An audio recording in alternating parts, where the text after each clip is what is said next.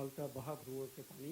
आइए हम और आप अपनी उद्यमशीलता से मध्य प्रदेश को महाकौशल के सृजन को और ऊंचाइयों की तरफ ले जाएं। जय मध्य प्रदेश, जय भारत, जय हिंद।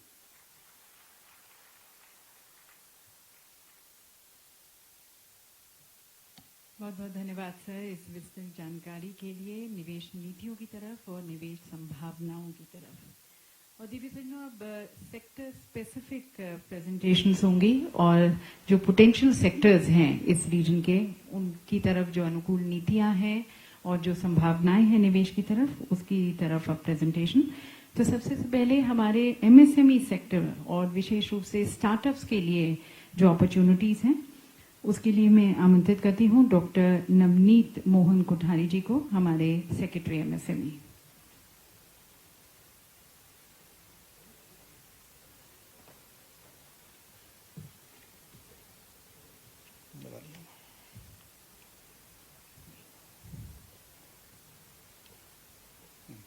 आदरणीय मुख्यमंत्री जी, आदरणीय मंच और हॉल में उपस्थित समस्त सम्मानित अतिथिगण,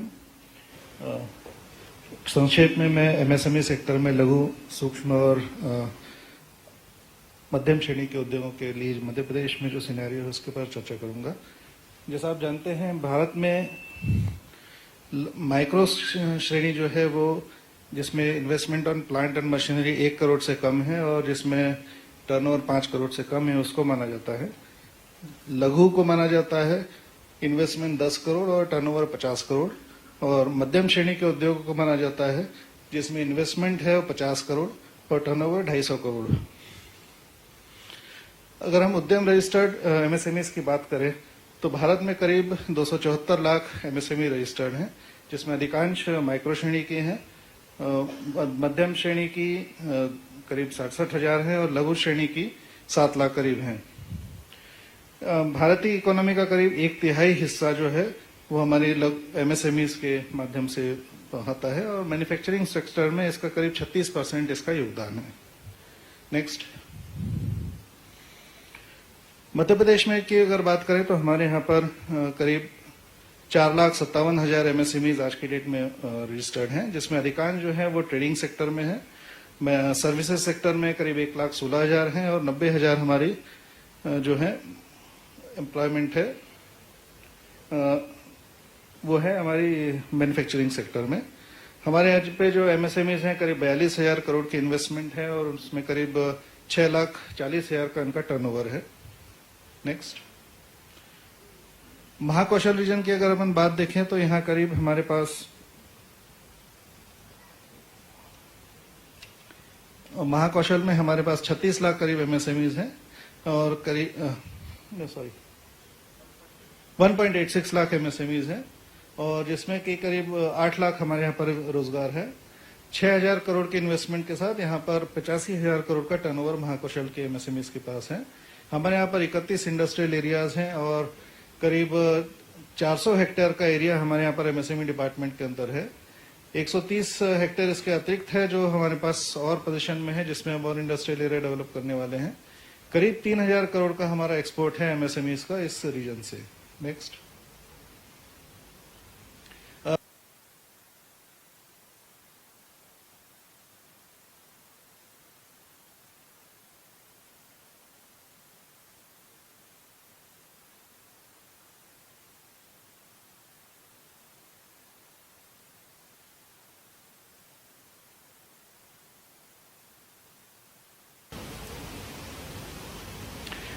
प्रश्न है कि मध्य प्रदेश को ही क्यों सबसे मुफीद प्रदेश क्यों है। पहला तो है कि हमारे पास लैंड बैंक बहुत अच्छी मात्रा में है। हमारी सारी प्रोसेसेस हमने कोशिश करी है कि लैंड एप्लीकेशन से लेके इंसेंटिव्स तक की ये सारी प्रोसेसेस हमारी ऑनलाइन है। इसके अतिरिक्त नए इंडस्ट्रियल एरियाज हैं हमारे पास। हमारी जो फिस्कल इंसेंटिव्स हैं वो बहुत अट्रैक्टिव है। तकरीबन 40% तक हम एमएसएमईज में निवेश को हम देते हैं उसमें, और पेटेंट के लिए अलग व्यवस्था है और क्वालिटी एनर्जी ऑडिट उसके लिए भी हम अलग से व्यवस्था देते हैं। इंफ्रास्ट्रक्चर डेवलपमेंट के लिए भी हमारे यहाँ पर विशेष व्यवस्था है कि यदि कोई प्राइवेट पार्टी, यदि कोई प्राइवेट इंडिविजुअल या एंटिटी इंडस्ट्रियल एरिया बनाने में आगे आते हैं तो उनको करीब 3 करोड़ तक का हम उसमें असिस्टेंस देते हैं। इसके अतिरिक्त ईटीपी इत्यादि के लिए भी अलग से व्यवस्था है इसमें। आगे देखें तो सेक्टर स्पेसिफिक के लिए हमारे यहाँ पर फूड प्रोसेसिंग के लिए करीब 1.5 का मल्टीपल है, एम्प्लॉयमेंट के लिए 1 to 1.5 का मल्टीपल है, और एक्सपोर्ट्स के लिए भी हमारे पास विशेष रूप से एक्स्ट्रा मल्टीपल है इसमें। नेक्स्ट, अधिक अलग अलग सेक्टर्स की बात करें तो textile, garment sector, powerloom, pharma, apparel sector, food processing, textile और फर्नीचर और टॉयज के लिए भी हमारे यहाँ पर विशेष सेक्टर स्पेसिफिक पैकेजेस हैं। जैसे देखें कि करीब 4000 फूड बेस्ड एमएसएमईज हैं, ड्रग मैन्युफैक्चरिंग 200 से अधिक है, 2 हमारे पास इंटीग्रेटेड प्लास्टिक पार्क है, 10 फर्नीचर क्लस्टर्स हमारे यहाँ पर अभी बन रहे हैं, डेवलपमेंट में है, और टेक्सटाइल और मैन्युफैक्चरिंग के भी 3000 से अधिक हमारे पास एमएसएमईज हैं। महाकौशल की बात करें तो इंदौर के बाद जबलपुर रीजन सबसे बड़ा जो है टेक्सटाइल के रूप में यहाँ पर क्लस्टर है। नेक्स्ट, यदि हम मध्य प्रदेश की और नेबरिंग राज्यों के अगर हम नीतियों की अगर तुलना करें तो पाएंगे कि मध्य प्रदेश की जो एमएसएमई की सेक्टर की पॉलिसी है उसमें निवेश करने के लिए जो इंसेंटिव्स हैं वो आसपास के सभी राज्यों से बेहतर हैं, और यहाँ का निसंदेह यहाँ के एनवायरनमेंट जो हमारे यहाँ पर उद्यमी हमारे साथ बैठे हैं वो भी आपको बताएंगे कि यहाँ का एनवायरनमेंट भी काफी अच्छा है यहाँ पर। नेक्स्ट, स्टार्टअप की यदि बात करें तो 4000 से अधिक अभी तक हमारे यहाँ पास स्टार्टअप्स रजिस्टर हो चुके हैं। जैसा सर ने बताया मुझसे पहले कि इसमें 2000 से अधिक जो है वो महिला लेड स्टार्टअप्स हैं, 68 हमारे पास इंक्यूबेटर्स हैं और 4 रिटेल इंक्यूबेशन सेंटर्स हैं। इसके अतिरिक्त 2 STPI के हमारे पास 2 हैं, 2 टेक्नोलॉजी बिजनेस इंक्यूबेटर्स हैं, एक ग्वालियर में एपरल इंक्यूबेशन सेंटर है और जबलपुर और ग्वालियर में एग्री बिजनेस इंक्यूबेशन सेंटर्स हैं।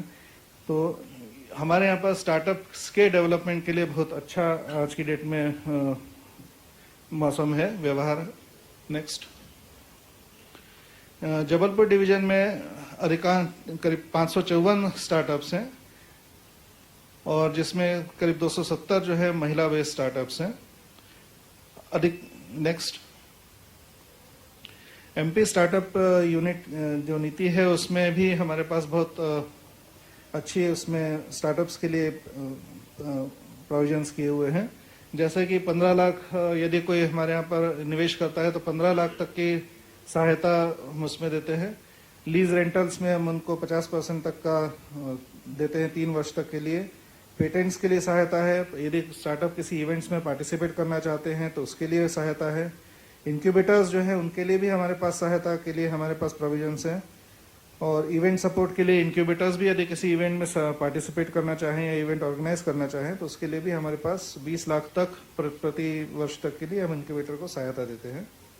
इसके अलावा जो हमारे इंक्यूबेशन सेंटर्स हैं या जो हमारे मैन्युफैक्चरिंग सेंटर्स हैं जैसे ग्वालियर में है और वहाँ पर भी, और भोपाल में जो हमारे हैं वहाँ पर भी हम इनको यूज करने की परमिशन देते हैं। और स्टेट इनोवेशन चैलेंज इसके अतिरिक्त अलग है जिसमें 4 स्टार्टअप कॉन्सेप्ट्स को हम अनुदान देंगे, और इसके अतिरिक्त राज्य जो है वो अल्टरनेट इन्वेस्टमेंट फंड्स के साथ भी पार्टनरशिप करा हुआ है। अभी 3 EIFs के साथ हमारी पार्टनरशिप है जिन्होंने करीब 12 करोड़ का निवेश हमारे स्टार्टअप्स में किया है। इसके अतिरिक्त 100 करोड़ का सीड फंड बनाने के लिए भी राज्य सरकार की घोषणा है जिसके ऊपर हम जल्दी ही काम कर रहे हैं। नेक्स्ट, ये हमारा अधिक जानकारी के लिए यदि आप इस QR कोड को स्कैन करेंगे तो इससे हमारी नीतियां और वो भी आपको स्पष्ट रूप से मिल पाएंगी। धन्यवाद।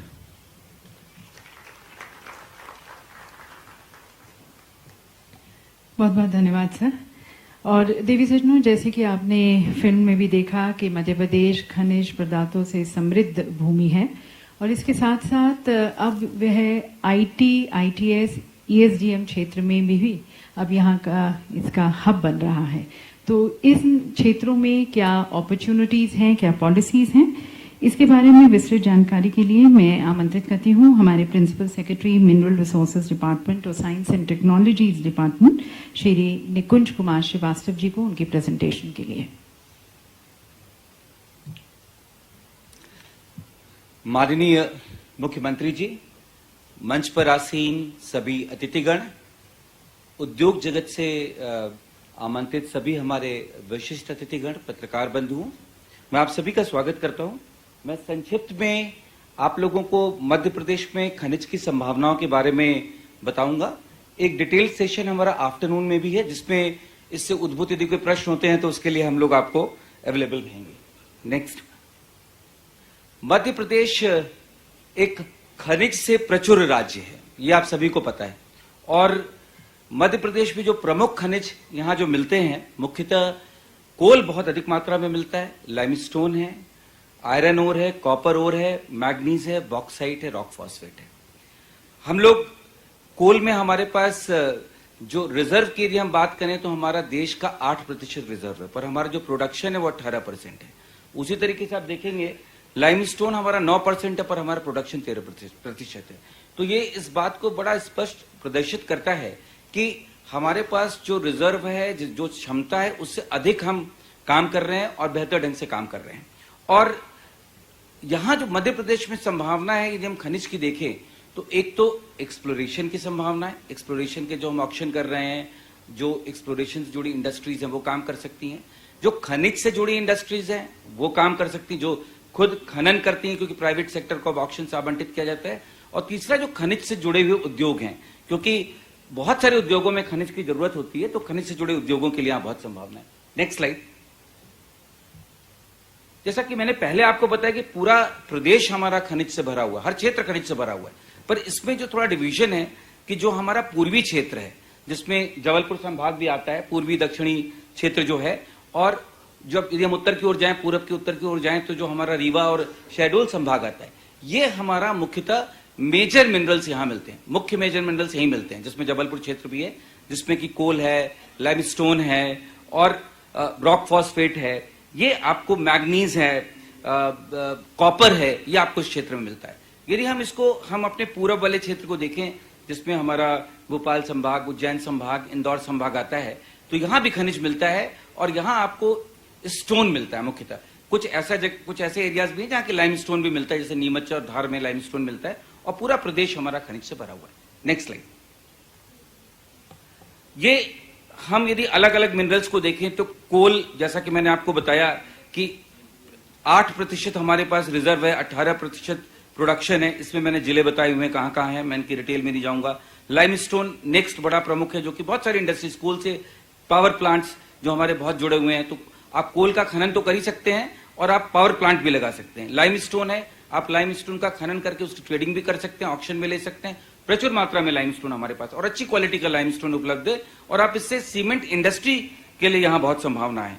डायमंड प्रदेश में मुझे लगता है कि देश में मध्य प्रदेश एक ऐसा प्रदेश, पहला एक अकेला प्रदेश है जाके डायमंड मिलता है। कहते हैं 90% जो देश का रिजर्व है मध्य प्रदेश में। कुछ कठिनाइयां जरूर हैं कि जिसमें कि फॉरेस्ट क्लियरेंस वगैरह के कुछ इश्यूज हैं, बट अभी हमने 5 ब्लॉक्स सर हमने आइडेंटिफाई किए हैं जिसको कि हम ऑक्शन कर रहे हैं। और अभी जो लास्ट बंदर का एक बहुत बड़ा प्रोजेक्ट था, वो जो किसी कारण से फॉरेस्ट की अनुमति नहीं मिल पाई, पर उन्होंने हमें, फॉरेस्ट ने ये कहा है कि आपका जब केंद्र बेतवा प्रोजेक्ट हो जाएगा तो उस पर भी वो फॉरेस्ट क्लियरेंस देने पर विचार करेंगे। पायरोफाइलाइट है, जो कि आप लोगों को पता है ये एक रिफ्रैक्टरी मटेरियल है, ये मतलब सिरेमिक इंडस्ट्री में काम आता है और फर्नेस और क्रूसिबल्स बनाने में काम आता है। नेक्स्ट, कॉपर हमारे पास देश का 73% रिजर्व हमारे पास है, 120 मिलियन टन है। और आजकल जो इलेक्ट्रॉनिक व्हीकल की मैन्युफैक्चरिंग हो रही है उसमें कॉपर का बहुत उपयोग होता है और इसमें काफी कुछ संभावना है। मैग्नीज जो कि स्टील के एलॉइंग में यूज होता है, पेंट इंडस्ट्री में यूज होता है, और अभी जो नेशनल स्टील पॉलिसी बनी है 2017 की, उसमें टारगेट मैग्नीज का स्टील का 300 मिलियन टन के प्रोडक्शन का है। तो जब 300 मिलियन टन के स्टील का प्रोडक्शन होगा तो हमें 11 मिलियन टन मैग्नीज की जरूरत होगी। उसी तरीके से डेकोरेटिव स्टोन, आप लोगों को पता है कि ये आपके कटनी जबलपुर में बहुतायत में मिलते हैं। रॉक फॉस्फेट जो कि फर्टिलाइजर में, इसको आजकल हम इंपोर्ट करते हैं, फर्टिलाइजर इंडस्ट्री में इसका बहुत उपयोग है। इसका हम सेकंड लार्जेस्ट प्रोड्यूसर हैं और अभी बहुत अधिक संभावनाएं हैं। Next slide. मैं बताना चाहूंगा कि एक्सप्लोरेशन पे मध्य प्रदेश में बहुत काम हो रहा है और आप देखिए जो मेजर मिनरल इंडस्ट्रीज हैं, मिनरल स्टेट्स हैं, उनमें मध्य प्रदेश एक्सप्लोरेशन के ब्लॉक्स को ऑक्शन करने में सबसे आगे है। ये ऑक्शन से नहीं बल्कि ये एनएमईटी की फंडिंग से दिए गए हैं, कुछ स्टेट गवर्नमेंट की फंडिंग से दिए गए हैं, और 41 ब्लॉक जिसमें कि लाइमस्टोन का है, कॉपर है, रेयर अर्थ है, बेस मेटल है, इन सब का हम एक्सप्लोरेशन कर रहे हैं। और अभी भारत सरकार ने डीप सीटेड मिनरल जिसमें कि प्लैटिनम ग्रुप ऑफ एलिमेंट्स हैं, गोल्ड है, इनके एक्सप्लोरेशन की एक पॉलिसी लागू की। और मध्य प्रदेश उनकी भी ऑक्शन को करने में, हमने 2 ब्लॉक ऑक्शन कर दिए हैं जिसके अभी डेट भी है, अभी 21 अगस्त तक अंतिम तिथि है, जब तक आप इस बिड में पार्टिसिपेट कर सकते हैं। मध्य प्रदेश उसमें भी one of the first states है। और इसमें अभी आज ही के दिन हैदराबाद में भारत सरकार इसकी डिटेल गाइडलाइन इशू कर रही है, इसीलिए हमने इसकी बिड की डेट भी एक्सटेंड की थी कि जब डिटेल गाइडलाइन हो जाएगी तो पार्टिसिपेंट्स को बिड करने में आसानी होगी। नेक्स्ट, अभी ये ब्लॉक्स ऑलरेडी अंडर ऑक्शन है, मतलब इसमें हमें बिड प्राप्त हो गई हैं, इसलिए मैं इसके बारे में बहुत डिटेल में नहीं जाऊंगा क्योंकि बिड्स क्लोज हो चुकी हैं।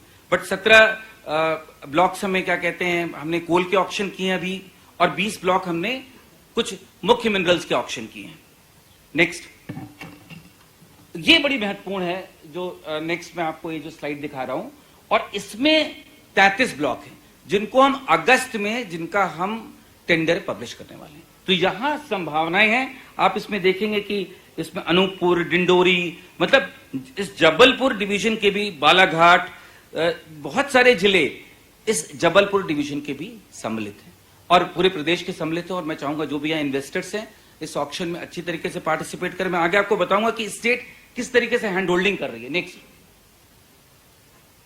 मध्य प्रदेश का आज का रेवेन्यू 10,000 करोड़ हो गया। देखिए, मध्य प्रदेश कभी खनिज में प्रचुर था, पर जब छत्तीसगढ़ का डिवीजन हुआ तो मेजर खनिज छत्तीसगढ़ में चला गया, और एक समय था कि मध्य प्रदेश करीब 5वें-6ठे रैंक पे था रेवेन्यू के लिए। अब मध्य प्रदेश उड़ीसा के बाद दूसरे की टक्कर में आ गया। उड़ीसा का करीब 45,000 करोड़ सालाना का रेवेन्यू, बहुत अधिक, बहुत सबसे आगे है, क्योंकि वहां आयरन ओर बहुत प्रचुरता में मिलता है और अच्छी क्वालिटी का आयरन ओर मिलता है। उसके बाद छत्तीसगढ़ 13,000 करोड़ पे है, और हम झारखंड के बराबर हो गए। झारखंड मध्य प्रदेश अब 10,000 करोड़ पे आ गए, और हम आने वाले इस साल में जो माननीय मुख्यमंत्री जी ने हम लोगों के लिए लक्ष्य रखा है, हमें पता है कि 24-25 नहीं तो 25-26 में हम छत्तीसगढ़ को भी क्रॉस कर जाएंगे। और ये जो हम जो क्यों कह रहे हैं, आप मध्य प्रदेश में खनिज ब्लॉक और भी जगह ऑक्शन हो रहे होंगे, पर क्यों हम कह रहे हैं कि मध्य प्रदेश में आप खनिज ब्लॉक के ऑक्शन में भाग लीजिए। हम आपकी पूरी हैंड होल्डिंग करते हैं, और हमारे विभाग के स्तर से वन विभाग, मतलब एक बड़ा अच्छा समन्वय है, एक कमेटी बनी हुई है जो कि हम मंथली बेसिस पे ऑक्शन रिव्यू इस बात की करते हैं, क्योंकि आपको ब्लॉक तो मिल गया खनिज का ब्लॉक, पर उसमें फॉरेस्ट क्लियरेंस की जरूरत होती है, उसमें एनवायरमेंट क्लियरेंस की जरूरत होती है।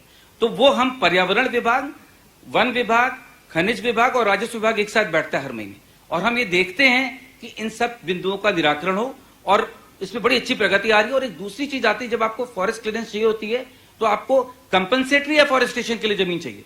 तो अभी हमने मध्य प्रदेश में करीब 5,000 हेक्टेयर ऐसी जमीन आइडेंटिफाई की है जो कि फॉरेस्ट भी जिसमें सहमत है, राजस्व भी सहमत है, और आपको जिस किसी को भी आपको दौड़ने की जरूरत नहीं पड़ेगी। अभी हमने कुछ NHAI के केसेस थे जिनको कि FC क्लियरेंस के लिए जमीन चाहिए थी, अभी कुछ माइनिंग के केसेस थे कोल के जिनको जरूरत चाहिए थी, कोई गोल्ड ब्लॉक आ रहा है उनको जमीन चाहिए थी। हमने उनको बताया कि आप इस जगह जाकर के इस जमीन पर आवेदन करें, और कलेक्टर को भी सूचित किया कि भाई इसमें कोई डिस्प्यूट नहीं, आप तत्काल इनको अलॉट करें।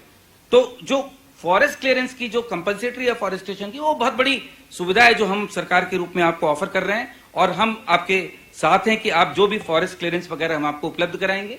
नेक्स्ट, ये बस एक झलकी है कि जो इंडस्ट्रीज हमारे यहाँ ऑलरेडी हैं, PSUs हैं, प्राइवेट सेक्टर में इंडस्ट्रीज हैं, पावर सेक्टर की इंडस्ट्रीज हैं, सीमेंट सेक्टर की इंडस्ट्रीज हैं। और मैं अपना जो खनिज से संबंधित प्रेजेंटेशन है, क्योंकि समय सीमित है, मैं यहीं समाप्त करूंगा, और मैं डिटेल में जो हमारा सेक्टोरल सेशन है उसमें मैं आपको डिटेल में विस्तार से इसके बारे में बताऊंगा। मैं नेक्स्ट अपना प्रेजेंटेशन जो IT से रिलेटेड है, मैं साइंस एंड टेक्नोलॉजी विभाग भी देख रहा हूं, और IT सेक्टर में क्या संभावनाएं हैं, और मध्य प्रदेश में खासकर इंदौर, और हमारे इंदौर ही क्यों, इंदौर, भोपाल, जबलपुर, ग्वालियर, आज के दिन जबकि बड़े शहर जैसे कि आपके जो IT क्षेत्र में माने जाते थे, हैदराबाद, बैंगलोर, जब ये सैचुरेट हो गए और यहां आप कोई जाकर के रहना नहीं चाहता है, तो हमारा प्रदेश इसमें बहुत अच्छी संभावनाएं उपलब्ध कराता है। मैं जैसे इन आंकड़ों पे नहीं जाऊंगा, तो कि ये अभी कि मध्य प्रदेश का क्या भौगोलिक क्षेत्रफल वगैरह है, क्योंकि ये अभी PS इंडस्ट्रीज ने बहुत अच्छे से इसको आपको बताया है। हम मध्य प्रदेश में बहुत सेंट्रली लोकेटेड है, और मतलब पूरे देश में ये किसकी बहुत अच्छी कनेक्टिविटी है। इंदौर और भोपाल, इंदौर में तो बहुत ही अच्छी कनेक्टिविटी है आजकल। हमारा इंडस्ट्रियल इकोसिस्टम बहुत वाइब्रेंट है, और जो सबसे महत्वपूर्ण बात है जो मध्य प्रदेश की और मध्य प्रदेश के सब शहरों की है, जबलपुर की भी है, कि ईज ऑफ लिविंग बहुत अच्छी है, वर्क लाइफ बैलेंस है। आजकल लोग ऐसी जगह काम करना चाहते हैं कि जहां आपको लाइफ के लिए भी सब चीजें मिल जाएं, वर्क तो मिले ही बट लाइफ के लिए भी सब एक अच्छा नेचर मिले, एक क्लीन एनवायरनमेंट मिले। यहां काम करने की लागत कम है क्योंकि जमीन की लागत कम है और आपको यहाँ स्किल्ड मैन पावर भी सस्ती लागत पे मिल जाता है, कॉस्ट ऑफ लिविंग कम है। गवर्नमेंट हैंड होल्डिंग करती है, माननीय मुख्यमंत्री जी ने यह व्यवस्था की कि आप कोई भी बिजनेस स्टार्ट करना चाहते हैं तो 30 दिन से अधिक का समय नहीं लगेगा।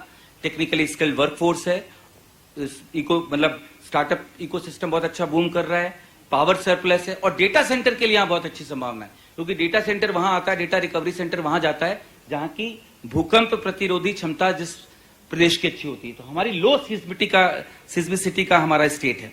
नेक्स्ट, ये सिर्फ एक झलकियां हैं जो हमारे पास ऑलरेडी, मतलब ऐसा नहीं कि मध्य प्रदेश इमर्जिंग ही है, मध्य प्रदेश इमर्ज कर भी चुका है आईटी सेक्टर में। हमारी बड़ी बड़ी आईटी की इंडस्ट्रीज, टीसीएस, इन्फोसिस और अभी एलटीआई माइंट्री अपना 800 करोड़ का इन्वेस्टमेंट करने जा रही है, एक्सेंचर, इम्पीटस, यश टेक्नोलॉजीज, आईटीएस सेक्टर की तमाम जो बड़ी बड़ी मानी ग्रामीण इंडस्ट्रीज, जो मल्टीनेशनल इंडस्ट्रीज है, वो ऑलरेडी हमारे यहाँ ऑलरेडी उपस्थित है। नेक्स्ट,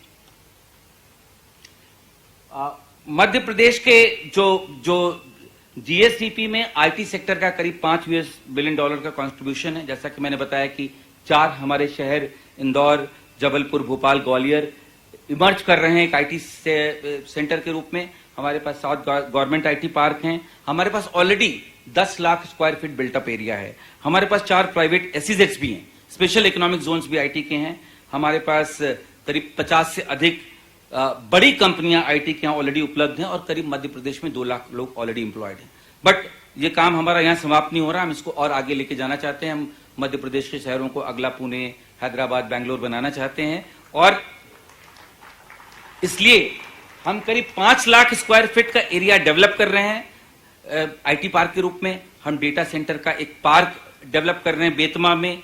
हम 2 क्रिस्टल पार्क, मतलब 2 आईटी पार्क इंडस्ट्रीज डिपार्टमेंट की ओर से डेवलप कर रहे हैं। एलटीआई माइंट्री मैंने अभी बताया, अभी रिसेंटली हम लोगों ने जब उज्जैन में थे तो उनके साथ उनके लीज वगैरह हमने साइन की। हमने 10 एकड़ की जमीन, और हमारे पास इंदौर में, मैं आपको बताना चाहूंगा, जबलपुर में तो संभावना है ही है, जबलपुर में क्या है मैं भी आपको बताऊंगा, पर इंदौर में हमारे पास एक आईटी के शहर हम बना रहे हैं जिसमें 40 एकड़ जमीन हमारे पास और उपलब्ध है। 50 एकड़ जमीन थी, 10 एकड़ हमने एलटीआई को कराई और 800 करोड़ का इन्वेस्टमेंट और 10,000 जॉब्स आ रही। डिफेंस मिनिस्ट्री ने अभी यहां इंटरेस्ट शो किया है और भारत इलेक्ट्रॉनिक्स लिमिटेड एक इमर्जिंग टेक्नोलॉजी पे सेंटर ऑफ एक्सीलेंस स्टैब्लिश कर रहा है। अब मैं जबलपुर की बात करूं, नेक्स्ट स्लाइड। तो जबलपुर, जैसा कि आप सभी जानते हैं कि ये अपनी प्राकृतिक सौंदर्यता के लिए, अपने फॉरेस्ट के लिए और अपनी संस्कृति के लिए, जिसको कि हम संस्कारधानी भी कहते हैं, जबलपुर जाना जाता है और एक महत्वपूर्ण कमर्शियल हब के रूप में इमर्ज हो रहा है। यहां डिफेंस की बहुत इंडस्ट्रीज है। तो जो अभी ये बात चल रही है कि मोदी 3 गवर्नमेंट में डिफेंस सेक्टर को बहुत बूस्ट मिलने वाला है, तो मुझे लगता है कि डिफेंस इंडस्ट्रीज के लिए भी यहां बड़ी अपॉर्चुनिटीज हैं और यहां अच्छे एजुकेशनल इंस्टीट्यूशन, क्योंकि जब आईटी सेक्टर की हम बात करते हैं तो आपको स्किल चाहिए होती है। ट्रिपल आईटीडी है, ट्रिपल आईटीडीएम है, यहाँ आपके पास अच्छे इंजीनियरिंग कॉलेजेस हैं प्राइवेट सेक्टर में और सोशल इंफ्रास्ट्रक्चर के साथ ईज ऑफ लिविंग है। और मैं जो बताना चाहता हूं यहाँ की कुछ तो ऑलरेडी है, बट हम 1 लाख स्क्वायर फीट का अभी ऑलरेडी एक आईटी पार्क यहाँ बना रहे हैं, जो कि नवंबर में हम उम्मीद करते हैं कि उसका लोकार्पण कर देंगे। तो अभी से मैं उसमें कुछ एक्सप्रेशन ऑफ इंटरेस्ट वगैरह पब्लिश कर दूंगा, जिससे जो लोग अभी इंटरेस्टेड हैं, आप लोग उसके लोकार्पण के पहले ही उसको ब्लॉक कर सकें। जब हम लोकार्पण करें तो आपके साथ साथ उसमें उसका पदार्पण भी हो जाए। और हम एसटीपीआई को यहां ला रहे हैं, software technology park of India को, उनसे हमारी बात हो गई और एक उनका सेंटर जबलपुर में खुलने जा रहा है। हमने अभी पिछले दिनों अपनी पॉलिसी बनाई है। Next slide, next slide. ये पॉलिसी हमने अभी अक्टूबर 2023 में लॉन्च की थी। ये बड़ी प्रोग्रेसिव पॉलिसी, इस पॉलिसी को मैं संक्षिप्त बताना चाहूंगा। हमने कर्नाटक, हमने महाराष्ट्र, हमने तेलंगाना, हमने गुजरात, हमने उत्तर प्रदेश, हमने सारे जो स्टेट्स हैं जो कि इस दिशा में आगे बढ़ रहे हैं, सबकी पॉलिसी का अध्ययन किया और हमारे प्रदेश में ये इच्छा थी कि हम इन सबसे बेहतर बने। तो जो लोग आईटी सेक्टर को समझते हैं, आईटी इन्वेस्टमेंट पॉलिसी को समझते हैं, वो इस बात को समझेंगे कि हमारी पॉलिसी आज के दिन सबसे प्रोग्रेसिव है। हम जमीन 75% तक के रिबेट पे उपलब्ध करा रहे हैं। कलेक्टर गाइडलाइन रेट, जो कि ऑलरेडी मार्केट रेट से कम होती है, उस पर भी 75% की सब्सिडी दे रहे हैं। हम केपेक्स असिस्टेंस दे रहे हैं, मतलब आईटी सेक्टर के लिए, आईटीएस सेक्टर के लिए, इलेक्ट्रॉनिक सेक्टर के लिए और डेटा सेंटर के लिए भी। डेटा सेंटर में विशेष रूप से बताना चाहूंगा कि जो पहले 5 डेटा सेंटर आएंगे और यदि वो 5 मेगावाट का प्लांट लगाते, 5 मेगावाट का प्लांट का मतलब होता है करीब 500 करोड़ रुपए का इन्वेस्टमेंट, तो उनको 125 करोड़ रुपए की 25% की सब्सिडी मिलेगी। बाकी सबको 15% की सब्सिडी मिलेगी, 50 करोड़ का कैप रहेगा। पर पहले 5 को तो मैं चाहूंगा कि आप में से कुछ ये इंटरेस्ट दिखाएं and be the first mover. और इंटरेस्ट असिस्टेंस, जो ग्रॉस फिक्स्ड कैपिटल इन्वेस्टमेंट आपका होगा, उस पर जो आप लोन लेंगे उस पर भी हम 6% की इंटरेस्ट सब्सिडी देंगे। स्टैंप ड्यूटी पूरी आपकी रिम्बर्स हो जाएगी। कस्टमाइज्ड पैकेज वो अलग से माननीय मुख्यमंत्री जी की अध्यक्षता में हमारी एक समिति है।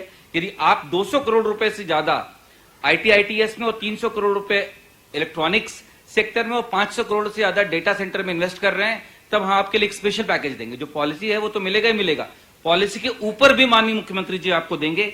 यहां पहली बार हम रेंटल असिस्टेंस दे रहे हैं। मतलब हमें पता है आईटी सेक्टर में बहुत सारी ऐसी इंडस्ट्रीज हैं जो खुद मतलब वो मोटार और ब्रिक वाला काम नहीं करती हैं, वो रेंट करती हैं स्पेस, वो को वर्किंग स्पेस लेती हैं।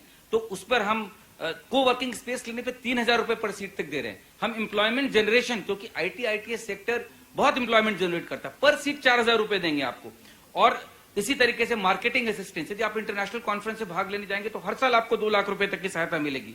आपको क्वालिटी सर्टिफिकेट को लेना है तो उसके लिए 6 लाख रुपए तक की असिस्टेंस मिलेगी। आपको पेटेंट फाइलिंग मतलब मुझे नहीं लगता कोई ऐसी असिस्टेंस बाकी है जो हमारी पॉलिसी आपको उपलब्ध नहीं करा रही है। डेटा सेंटर के लिए सबसे महत्वपूर्ण होता है पावर, तो पावर के लिए हम 2 रुपए तक की सब्सिडी दे रहे हैं, जो कि बड़ी महत्वपूर्ण है। मैं कह रहा हूं कि डेटा सेंटर की भी, मैं बार बार डेटा सेंटर को कि हमारी जो पॉलिसी है, मैंने खुद, हम लोगों ने ड्राफ्ट किया, इसका अध्ययन किया है, इससे अट्रैक्टिव पॉलिसी मैंने खुद नहीं देखी, इंडस्ट्रीज बेहतर इसको बता सकती है। नेक्स्ट, ये जो एक बड़ी महत्वपूर्ण चीज है, हम सिर्फ आईटी क्षेत्र में सिर्फ आईटी इंडस्ट्री को नहीं दे रहे, हम कह रहे हैं रियल एस्टेट के लोग जो आईटी पार्क बनाएंगे, सिर्फ सरकार आईटी पार्क नहीं बनाएगी, आप आईटी पार्क बनाइए, हम आपको जमीन देंगे, जमीन पे 75% तक के असिस्टेंस देंगे। हम आप जो बिल्डिंग बनाएंगे उस पर भी 25% के असिस्टेंस आपको देंगे, पर आपको 80% उस भवन का उपयोग आईटी सेक्टर के लिए करना पड़ेगा। और क्या कहते हैं कुछ नेक्स्ट, हम इसके अलावा हम सिर्फ फिस्कल, ये तो मैंने पहले बताया क्या राशि के रूप में इंसेंटिव दे रहे हैं, पर नॉन फिस्कल इंसेंटिव होता है जो कि स्टेट का वातावरण होता है। आपको पता है स्टेट का वातावरण माननीय मुख्यमंत्री जी की लीडरशिप में बहुत ही कॉन्ड्यूसिव है और यहाँ लॉ एंड ऑर्डर की सिचुएशन बहुत अच्छी है। उसके साथ ही जितने जो डिफरेंट लॉज से आपको समस्या होती है, उन सब लॉज में हमने ऐसी सुविधा दे रखी है कि आपको कोई भी इंस्पेक्टर आपकी किसी इंडस्ट्री में नहीं आएगा और आपको किसी प्रकार की असुविधा नहीं आपको फेस करनी पड़ेगी। मैं इसके बाद एक अपनी पॉलिसी पे एक छोटी सी फिल्म है 2-3 मिनट की, मैं वो दिखाऊंगा। और आज एक बड़ा अच्छा महत्वपूर्ण दिन है, क्योंकि आज हमने पॉलिसी तो लागू कर दी अक्टूबर में, पर पॉलिसी इंप्लीमेंट नहीं हो पाई, क्योंकि मतलब पॉलिसी का डॉक्यूमेंट आ गया पर वो पॉलिसी लागू नहीं हो पाई। तो माननीय मुख्यमंत्री जी ने कहा कि भाई आपकी तो पॉलिसी लागू ही नहीं हुई है, तो आप गाइडलाइन बनाइए। तो हम लोगों ने गाइडलाइन बनाई और अभी पिछले दिनों माननीय मुख्यमंत्री जी ने इसको अप्रूव किया है और आज हम उस गाइडलाइन का भी आपके सामने विमोचन करेंगे। तो आज वो दिन होगा कि जिसके बाद से एक्चुअली आईटी इन्वेस्टमेंट में नई पॉलिसी लागू होगी। फिल्म का प्रदर्शन कर सकते हैं।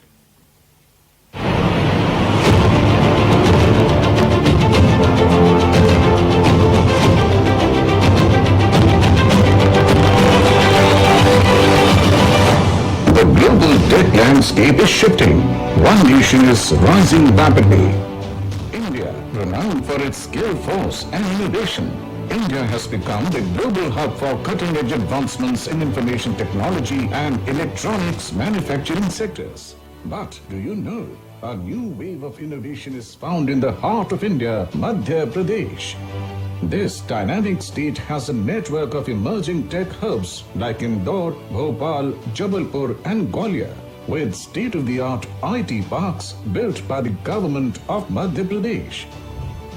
Robust infrastructure and a business-friendly environment simplifies business operations. Renowned academic institutions produce technically skilled workforce readily available to fuel your tech ventures. From global tech giants like Infosys and TCS already calling it home, to strategic connectivity, world-class healthcare facilities, ease of doing business, lush green spaces, and the cleanest state in India, Madhya Pradesh offers a unique advantage.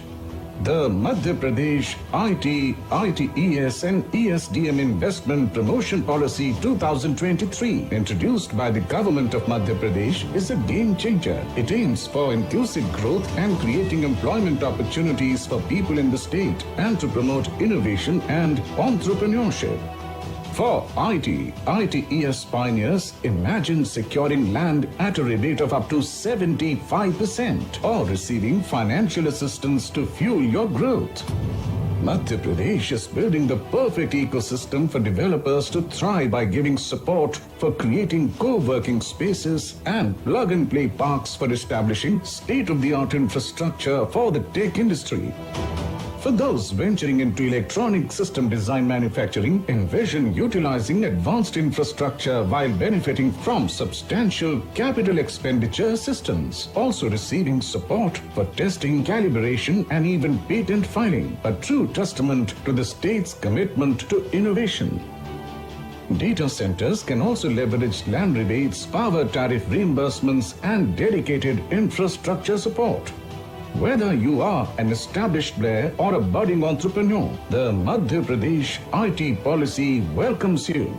We offer customized packages for mega projects, recognizing the power of large-scale investments. An end-to-end online incentive portal designed specifically for IT, ITES and ESDM developers and units streamlines the entire process, allowing you to apply for policy incentives and get disbursement through the portal on a single click.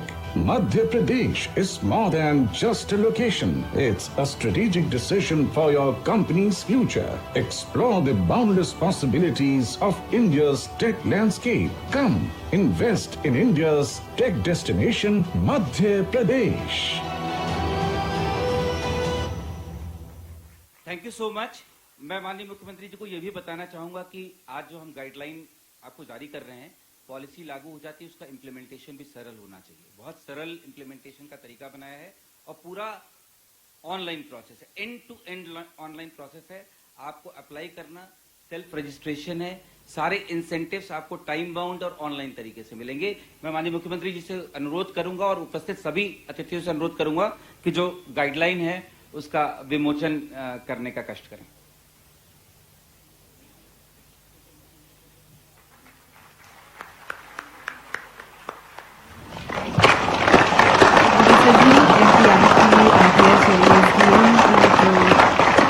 Policy उसकी तरफ implementation guidelines का अभी भी विमोचन माननीय मुख्यमंत्री जी के कर कमलों द्वारा और इस नीति के सुचारू कार्यान्वयन को सुनिश्चित करने की तरफ ये गाइडलाइंस रिलीज की जा रही हैं। बहुत बहुत धन्यवाद माननीय मुख्यमंत्री जी। और मध्य प्रदेश अपने मनोरम दृश्य के लिए, पर्यटन स्थानों के लिए और अतिथि देवो भव भाव के लिए जाना जाता है।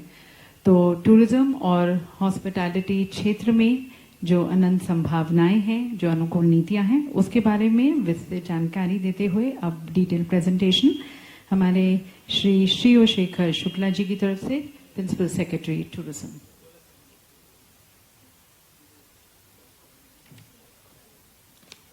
Honorable Chief Minister, Sir, Honorable Ministers, Honorable esteemed guests on the dais of the dais, welcome to the spiritual capital of Madhya Pradesh and India, and also gateway to nature, Jabalpur. I will just start with a small AV. A lot of business has been talked about, so let us now relax, sit back, and see this AV on tourism and culture. Please start.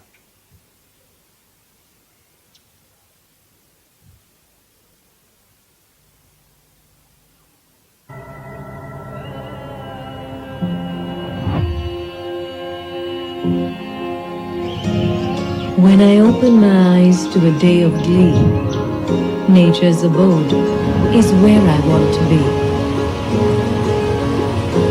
Enchanted by its scenic charms, I desire to bask in its blissful arms.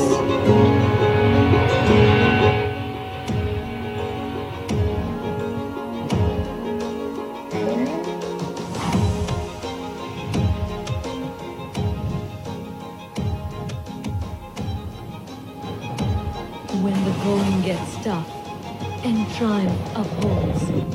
I wish to rejoice my victories amidst the brave and the bold. The adventure then unveils, and to the courageous roars and soaring hopes, I bow down and hail.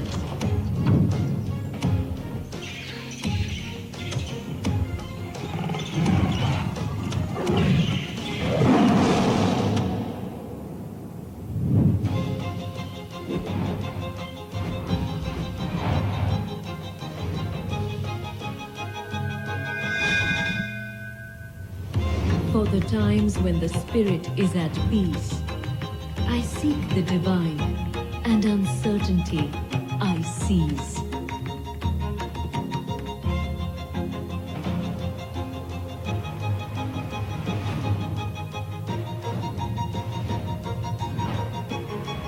Purity.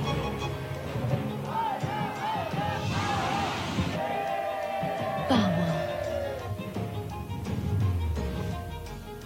Passion and pleasure.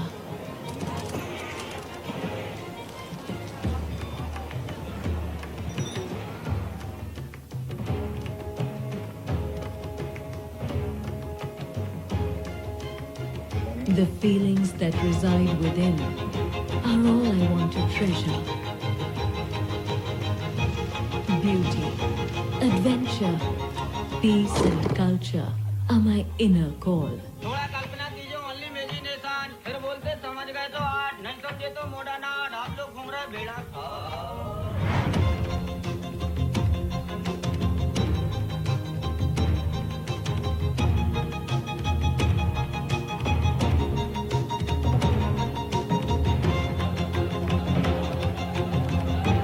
I am the heart, and I desire it all.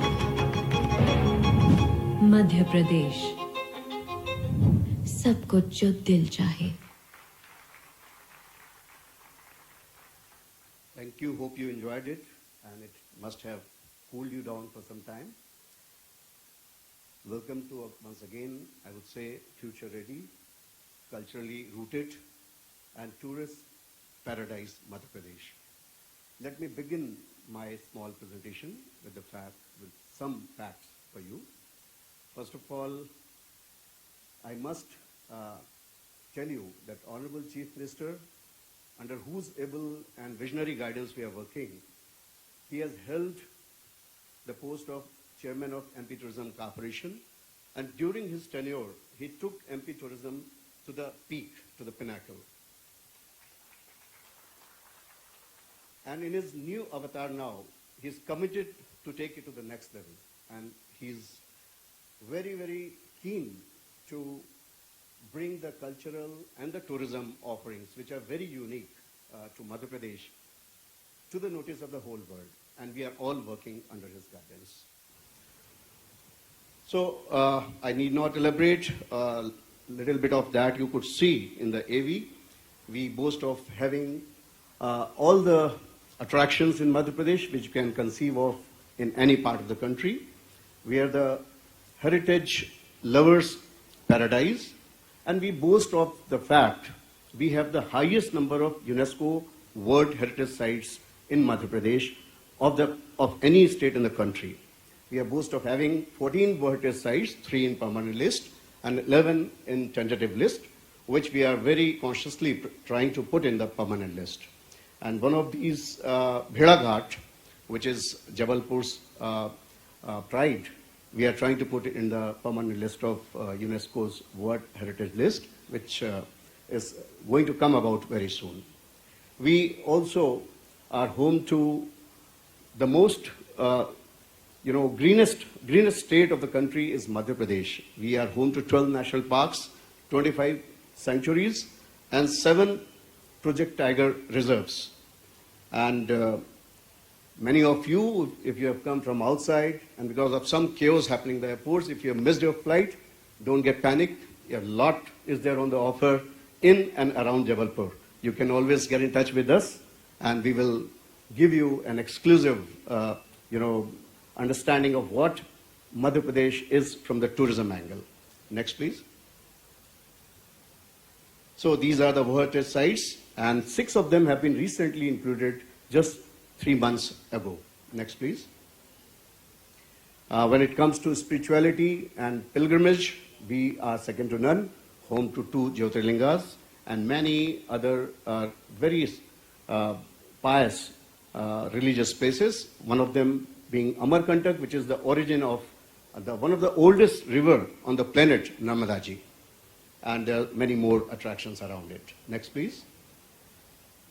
So that was a little bit about some of these offerings. We are also have got strong capabilities when it comes to MICE or leisure or wellness. I won't go into details. We'll have a thematic session 1:30 to 2:30. All of you are welcome who are interested to join us over there. We will give you more details. Of course, I will also take this opportunity to talk a little bit about business. We have got one of the best tourism policies in the country, where we are helping the investors in many ways. If you have got your own land or you have procured land and you have created any of these tourism infrastructure, then we are here to support you by way of capital subsidy and other kind of incentives. We are also offering very, very attractive and suitably located land parcels throughout the state. We have got a land bank of more than 1,300 hectares, and we also have got around 20 heritage properties which are on the offer to create any kind of heritage hotel. And for these policies to implement, whether it is your own land or it is a government land which you take through our policy on the bidding, through the bidding process, you are offered all these incentives. The lease is given for 90 years and on a very attractive proposition. For those investors who are here to invest more than 100 crores in tourism and hospitality sector, we lay red carpet for them. There is no bidding, nothing. They simply have to submit their proposal, which is authentic, which is well curated, and we take it through our screening process, and they are given the incentives right away. 30% of the capex is reimbursed to the investor who comes to my state to invest more than 100 crores. Otherwise, it is from 15% to 30%, depending on the level of investment. Next, please.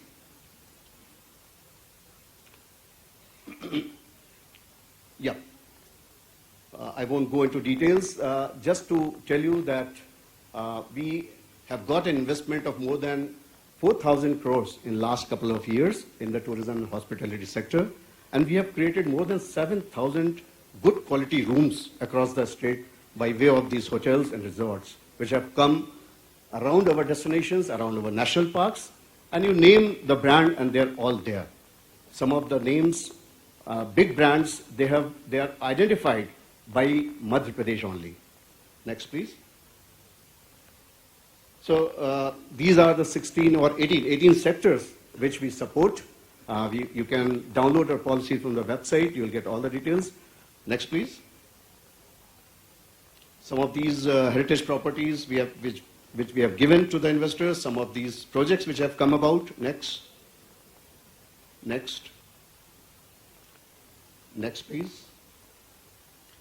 So there are huge opportunities around the state, and let me also share with you, tourism in Madhya Pradesh is booming. 2023 saw more than 3.5 times increase in the tourist footfall in the state, and we have crossed 10 crore mark. We registered somewhere around 11.5 crore tourists in the state during 2023, and this trend is going to continue for years to come. Next, please. Next. Yeah, some of these land parcel details are there. Next, please. Next. So we are also foraying into PPP when it comes to tourism. We are offering glamping sites to put up luxurious tent cities. We also have got some of these properties of Madhya Pradesh Tourism Corporation on the offer for long-term lease on PPP basis.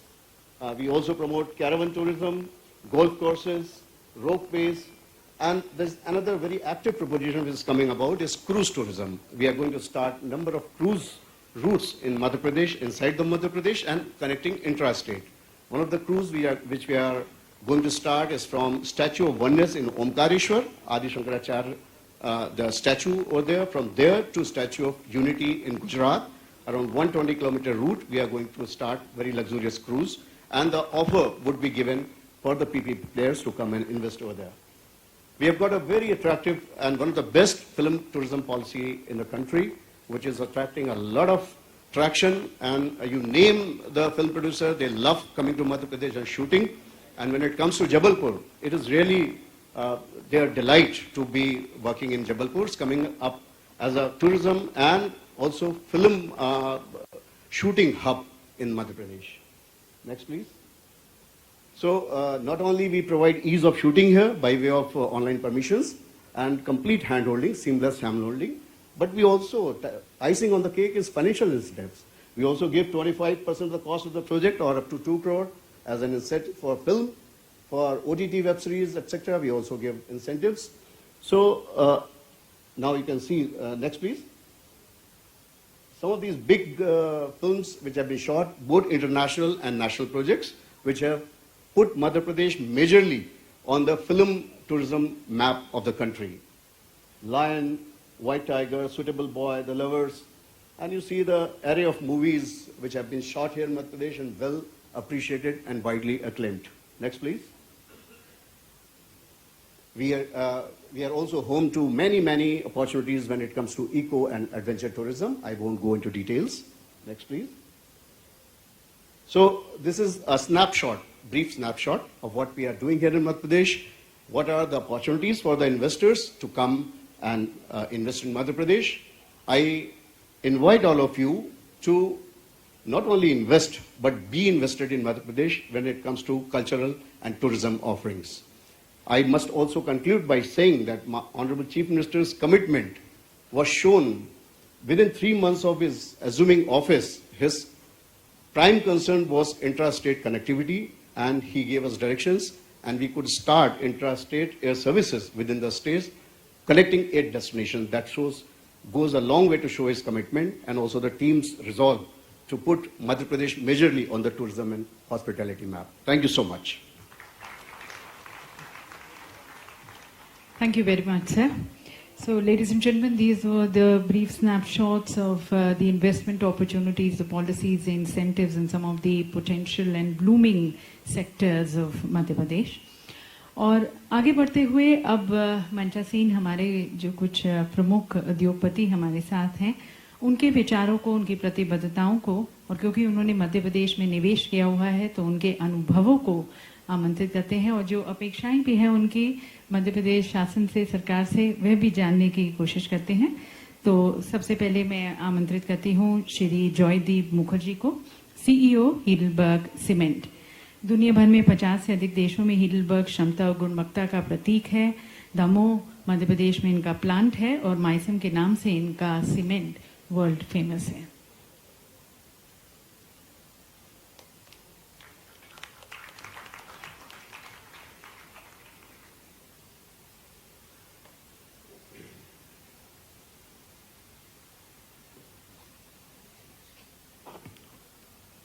Thank you.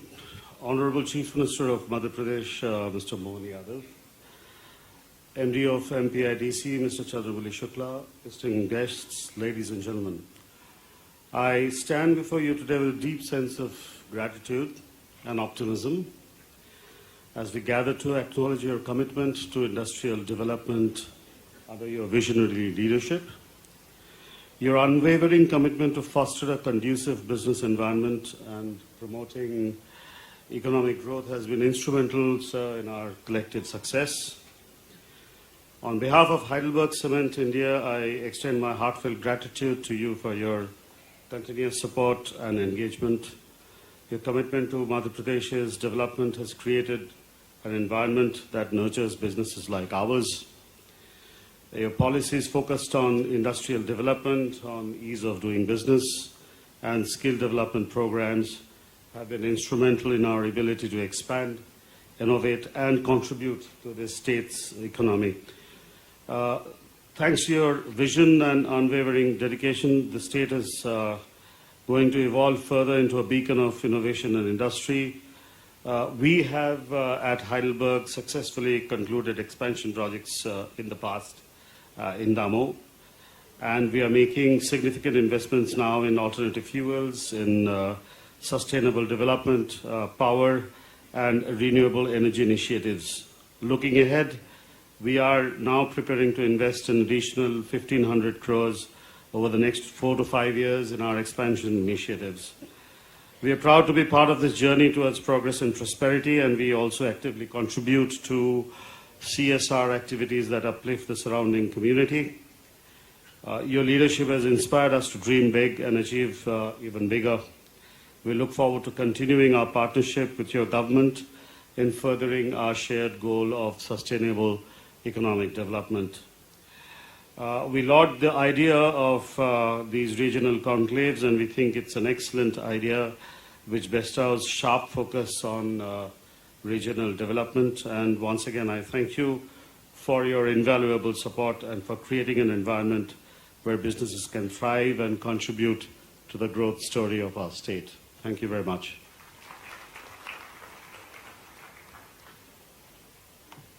Thank you very much, sir, also for highlighting the massive and impressive footprints which you aim to cast in the state towards the growth story of Madhya Pradesh. और अब मैं आमंत्रित करती हूँ श्री श्रेयस्कर चौधरी जी को, managing director प्रतिभा syntax limited, जो कि India's leading sustainable apparel manufacturers हैं. इनके प्लांट पीतमपुर, इंदौर, SEZ और उज्जैन में है. 35,000 से ज्यादा किसानों के साथ ये जुड़े हैं, 10,000 से ज्यादा लोगों को रोजगार देते आए हैं, और इसके साथ साथ इनके अपैरल 20 से ज्यादा देशों में निर्यात किए जाते हैं.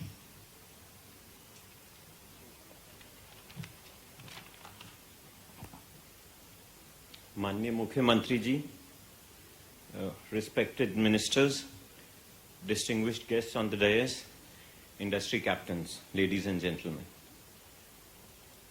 पिछले 15 वर्षों में मध्य प्रदेश ने बहुत तरक्की की है, पर अभी तक जो भी तरक्की हुई है अधिकतर इंदौर, भोपाल इधर देखने को हमें मिली है. ये जो आपने रीजनल इन्वेस्टर्स कॉन्क्लेव शुरू किए, this is a unique proposition जो ओवरऑल ग्रोथ एंड डेवलपमेंट पूरे मध्य प्रदेश के अंदर में लाता है, और ये बहुत ही, इसके लिए जोरदार तालियां होनी चाहिए. और केवल जबलपुर में नहीं, आगे रीवा, ग्वालियर, भोपाल में जैसा अभी बताया गया, जैसे बेटी का विवाह होता है तो वैसे ही हम 7 और 8 फरवरी को वहां पे मौजूद होंगे. मेरा सौभाग्य रहा माननीय मुख्यमंत्री जी के साथ काफी मीटिंग ऑलरेडी हो चुकी. एक मीटिंग सुबह 8:30 बजे हुई थी, एक मीटिंग रात को 10:30 बजे हुई थी. उससे पहले भी उनकी मीटिंग चल रही थी और उसके बाद रात को भी मीटिंग चल रही थी. ये जो माननीय मुख्यमंत्री जी की कमिटमेंट है ओवरऑल स्टेट की ग्रोथ और डेवलपमेंट के लिए, ये बहुत ही सराहनीय है. उसके बावजूद उनके चेहरे पे कोई शिकन नहीं था, कोई थकान नहीं थी. इस प्रकार से कंटिन्यूस बेसिस पे मुख्यमंत्री जी काम कर रहे हैं.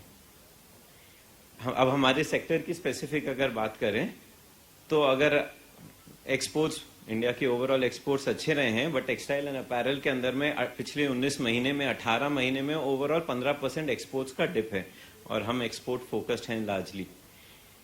तो ये ओवरऑल इंडिया का स्टेटस है. पर इसके बावजूद हमने जो कमिटमेंट किया था, जो इन्वेस्टमेंट हुआ है पीथमपुर के अंदर में, वहां पे हमने उसको 50% कमिटमेंट से ऊपर बढ़ा दिया है. उज्जैन में जो कमिटमेंट था वो 3.5 गुना हो चुका है, क्योंकि हमको ये स्टेट की लीडरशिप पे भरोसा है और उसका हमको फल अभी से मिलने लगा. ये क्वार्टर की ऑर्डर बुक ऑलरेडी फुल है और हम इस इन्वेस्टमेंट को आगे और भी बढ़ा रहे हैं.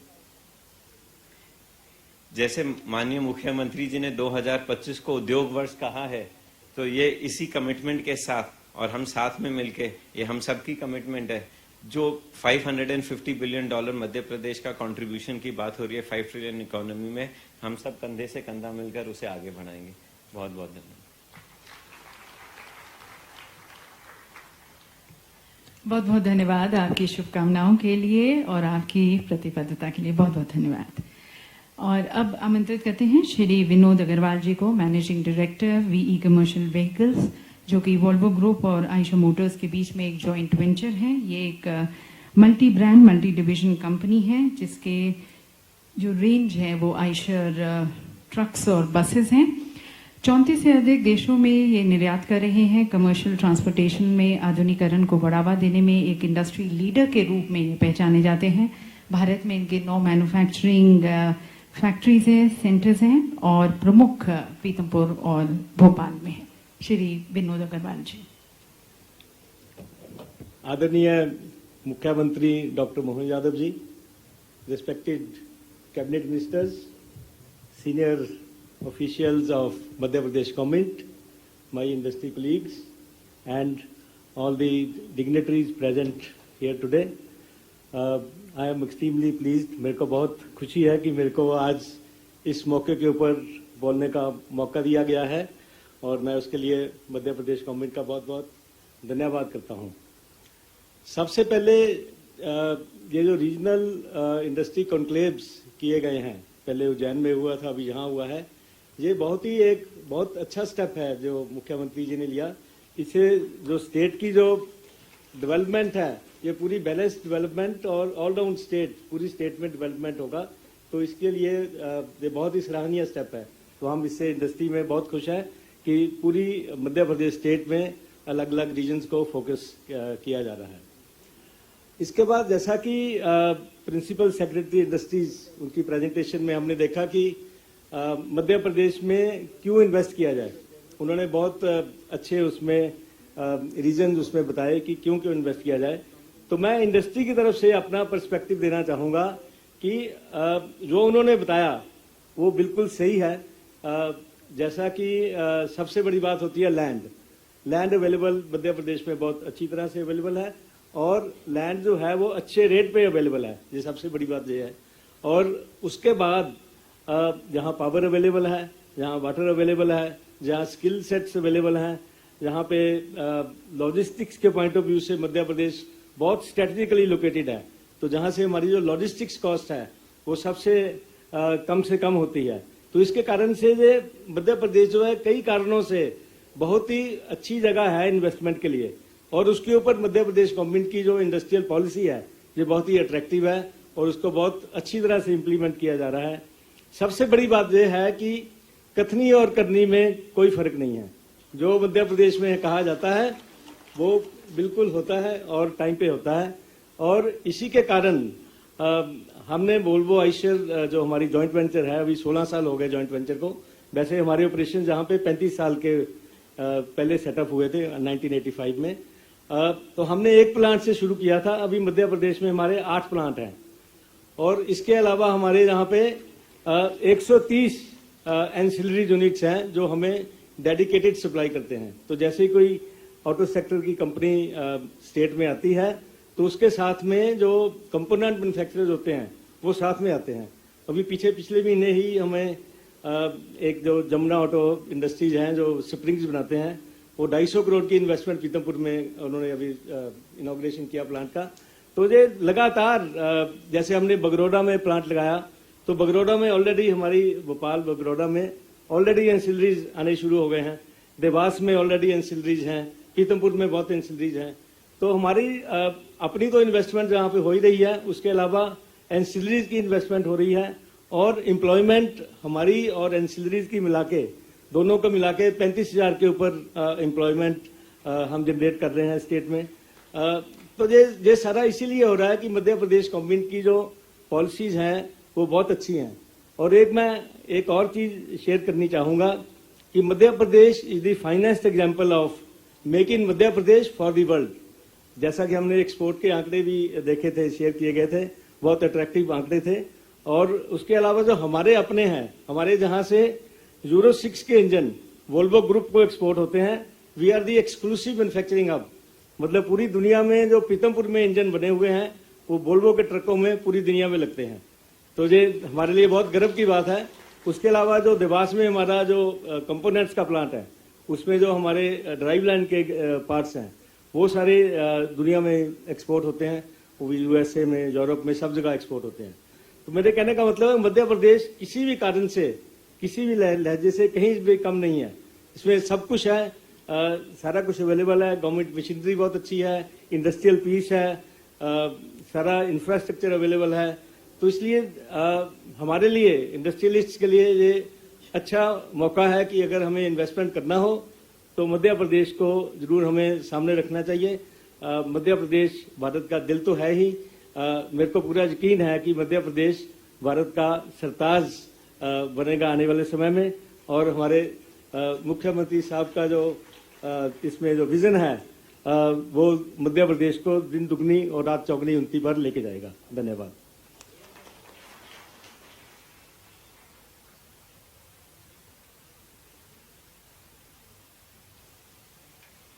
एक निवेदन करूंगा मैं आपके सामने कि हमारे लिए सौभाग्य की बात है कि आइसर का, वाल्वो का लगभग 65% से ज्यादा निवेश आपने हमारे यहाँ किया, लेकिन रिसर्च हमारे यहाँ नहीं हो रहा है। तो आप उसकी भी घोषणा कर दो ताकि विदेश में जाके कोई रिसर्च कराए, आप ही के माध्यम से लाभ मिले। हम सर वोल्वो ग्रुप के लिए पूरा जो इंजन डेवलपमेंट सेंटर है पूरा वर्ल्ड वाइड, उनके लिए हम यहाँ पीतमपुर में हमारा R&D सेंटर में काम करते हैं। तो हमारा जो इससे centre of excellence for the entire engine even for the Volvo group, so it's a research centre sir. तो हम इंदौर में भी रिक्वेस्ट कर रहे थे शुक्ला साहब से। हाँ जी, नहीं हम नेक्स्ट वो एक्सपेंशन करेंगे। हाँ जी, नहीं सर वो करें, आप हमें लैंड दे दीजिए सर। बिल्कुल करेंगे सर।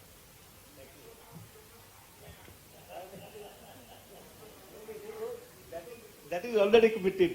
हमने तो बोला लैंड दो फटाफट। बहुत बहुत धन्यवाद Vinod ji.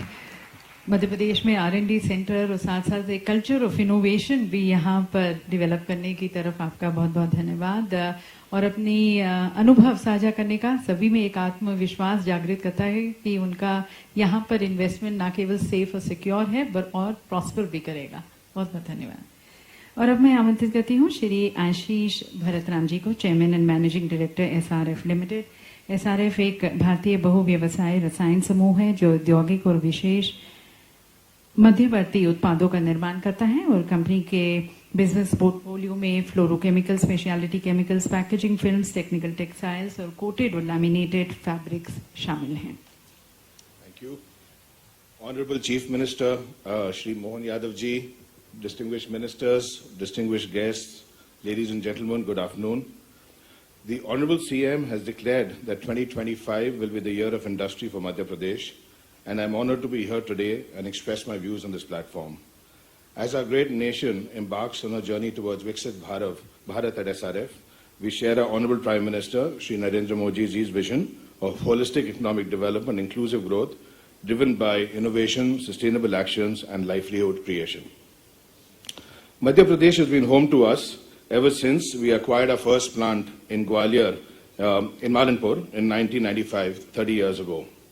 Our first greenfield manufacturing plant was established at the Indore SEZ in 2004, which not only produces sustainable packaging materials, but also houses a cutting-edge research and development center. Our second facility was established in Indore's Pitampur in 2009, and subsequently we built another greenfield project in 2022. Increasing the number of our operational film manufacturing lines in the state to 5. This year, we have forayed into aluminium foil and have set up 2 mills in Jetapur. SRF is the anchor investor at the newly developed industrial park. Our philanthropic wing, the SRF Foundation, has been working with the government at the grassroots to provide quality education to children in over 150 schools and Anganwadi centers across the 3 districts of Bhind, Dhar and Bhopal. SRF Foundation also operates 3 vocational skill centers that offer electrician training to the youth in Bhind and Dhar, and runs 3 buses for digital-based education for the children and youth. The SRF Foundation operates a primary health center in Dhar district, serving the healthcare needs of people living in more than 100 villages in the surrounding area. Employing more than 2,500 people across all our plants in Madhya Pradesh, we have invested over rupees 3,000 crores in the state so far, and we operate some of our largest and most advanced plants here. We are very pleased with our work in the state, which is due to the foresight of its leadership, the excellent support and cooperation of the bureaucracy and the state machinery, and the dedication of its people. I believe we are not mere investors here. We want to continue to be a partner in the state's economic development journey as new opportunities come into the focus. I admire the Honorable CM's development vision.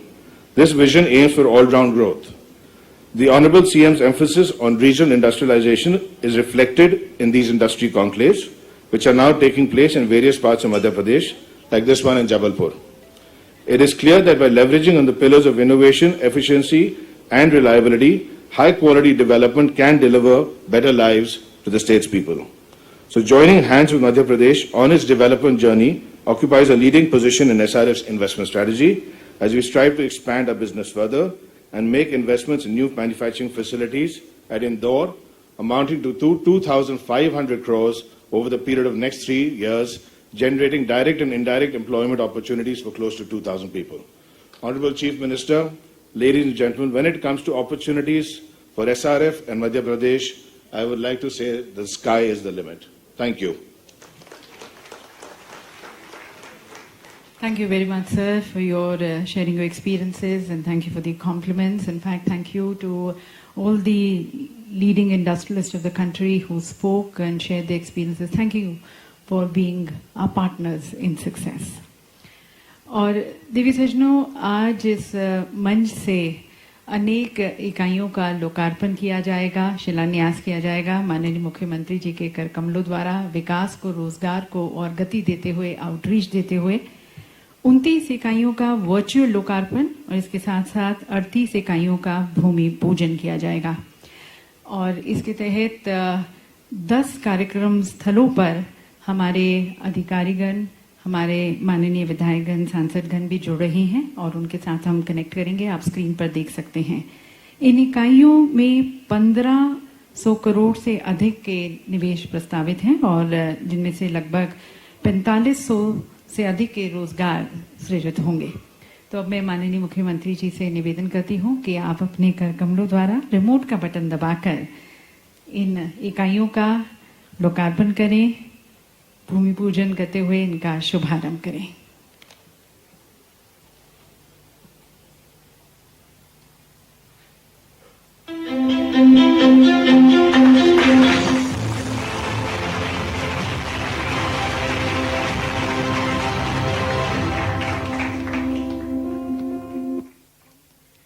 और अब हम सीधा चलते हैं MPIDC क्षेत्रीय कार्यालय उज्जैन के तहत औद्योगिक क्षेत्र देवास में, वहां के कार्यक्रम स्थल पर। यहां पर 2 इकाइयों का वर्चुअल शिलान्यास, प्रस्तावित निवेश 34.2 करोड़ और कुछ 170 लोगों को रोजगार प्रदान किया जाएगा।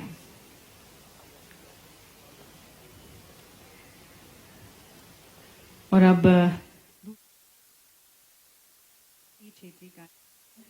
नर्मदापुरम के तहत यहां पर 2 इकाइयों का, जिनमें से एक का लोकार्पण और एक का शिलान्यास। इनके तहत प्रस्तावित निवेश है 11.5 करोड़, प्रस्तावित रोजगार जो सृजित होंगे कुछ 64 के करीब। यहां पर हम ये फूड पार्क पिपरिया जिला नर्मदापुरम में है।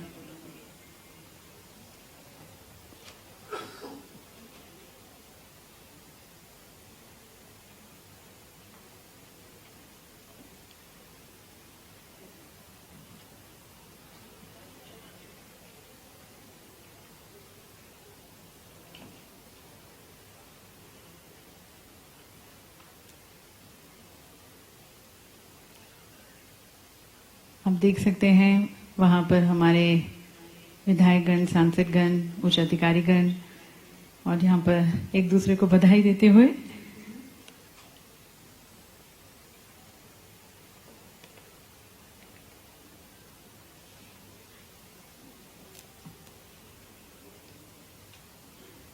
सांसद देवास, आपको बहुत बहुत बधाई।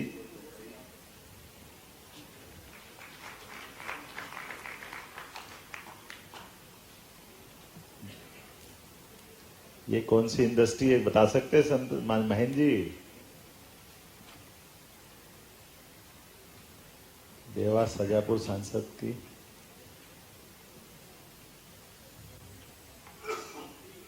देवास तक यदि हमारी आवाज पहुंच रही है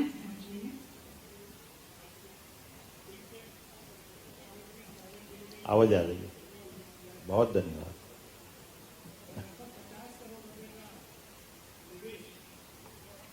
उन्होंने किया है, आपने देवास के ऊपर विशेष आशीर्वाद रखा, उसलिए मैं आपका भी आभार व्यक्त करता हूं।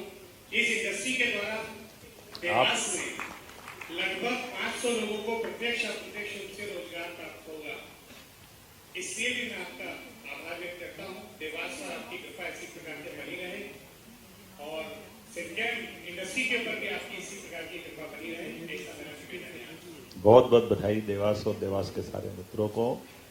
हम सब यहाँ जबलपुर से आपको शुभकामना दे रहे हैं, बधाई दे रहे हैं। औद्योगिक चरण में आपके ये नई इंडस्ट्री नया कीर्तिमान स्थापित करे। जबलपुर में कटनी से संदीप जी दिखाई दे रहे थे, माननीय विधायक संदीप जी।